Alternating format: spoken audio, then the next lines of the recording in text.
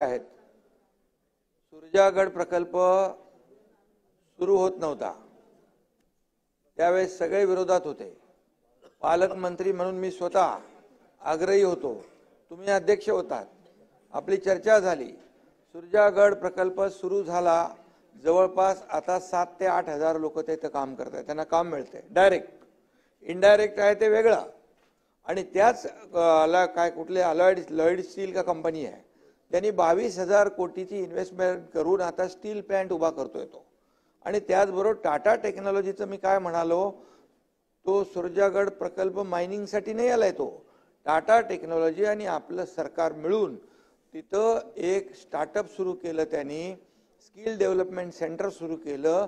आणि त्या ठिकाणी दर वर्षाला त्यांचं टार्गेट आहे 5,000 तरुणांना ट्रेंड करायचं. ते मोठं ट्रेनिंग सेंटर केलं त्यांनी, ट्रेंड करायचं आणि त्यांना प्लेसमेंट द्यायची.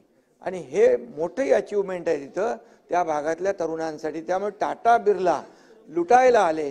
टाटाचं तुम्ही मिठापासून, ते बरोबर बोलले सावरकर, की त्यांची जी विश्वासार्हता आहे आज देशामध्ये, टाटांचं नाव आहे, आज त्यांच्या नावाला गालबोट लागेल असं आपण वक्तव्य करू नका, असं सावरकर म्हणाले.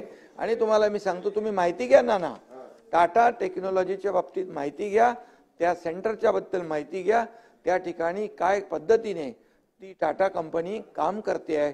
त्यांनी स्वतःचे पैसे टाकले, आपणही थोडा शेअर त्याच्यामध्ये टाकला, पण त्यांची जास्त इन्व्हेस्टमेंट आहे, आपली कमी आहे. पण असं असताना देखील त्या भागातल्या तरुणांना नक्षलवाद कमी करायचा असेल तर नुसतं आपण नक्षलवाद्यांना त्यांना एन्काउंटर करून चालणार नाही. तर त्या भागामध्ये मेडिकल आहे, शिक्षण आहे, रस्ते आहेत, पाणी आहे, दिवाबत्ती आहे, तिथलं डेव्हलपमेंट देखील करण्याची आवश्यकता आहे. मेडिकल कॉलेज आपण दिलं, तिथला पोलिसांचं मॉरल सपोर्ट आपण दिला. जेव्हा जेव्हा तुम्हाला सांगतो, जेव्हा जेव्हा मोठी कारवाई झाली त्यावेळेस हा एकनाथ शिंदे तिथे गेला, 25-25 लाख 50-50 लाखाचं बक्षीस पोलिसांना दिलं. आणि त्यामुळे कितीतरी मोठ्या प्रमाणावरचे नक्षलवाद, जे लाखो करोडो रुपये त्यांच्यावर इनाम होतं, त्यांना त्या ठिकाणी त्या कारवाईमध्ये मारलं गेलं.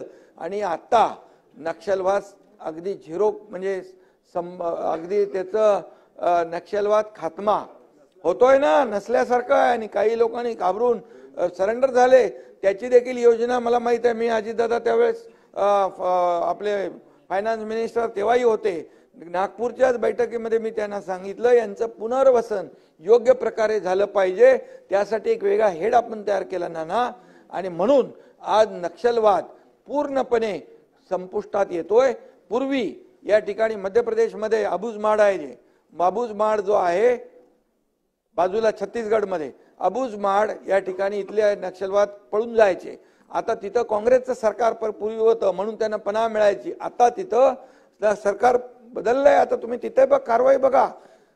केंद्रीय गृहमंत्री अमित शाह साहेबांनी जेव्हा जेव्हा या ठिकाणी बैठक घेतली, त्या बैठकीमध्ये महाराष्ट्रामधला नक्षलवाद कमी केलाय याचं त्यांनी स्वतः भाष्य केलेलं आहे. हे आपल्यासाठी अभिमानास्पद आहे. आणि म्हणून आता दोन्हीकडून या ठिकाणी कारवाई होतीये. म्हणून नक्षलवाद मी सांगतो तुम्हाला महाराष्ट्रातला संपल्याशिवाय राहणार नाही. फक्त या ठिकाणी नक्षलवाद संपवण्यासाठी पोलिसी वापर करून चालणार नाही, तर त्या ठिकाणी त्यांच्या हाताला काम दिलं पाहिजे, डेव्हलपमेंट दिलं, विकास केला पाहिजे. आणि तो आपण केलाय. आणि तुम्ही 2 वर्षात एवढं सगळं आपण करू शकत नाही, पण 2-2.5 वर्षामध्ये जे काम केलेलं आहे नाना, त्यामुळेच 232 जागा आमच्या आलेल्या आहेत आणि जनता आमच्या पाठीशी उभी राहिलेली आहे. हे लक्षात घ्या. तुम्ही सत्य जे आहे, सत्य स्वीकारा, सत्य स्वीकारा. अध्यक्ष महाराज, टाटाचा मी उल्लेख असा केला अध्यक्ष महाराज, की टाटाच्या नावाने अनेक काम आपल्या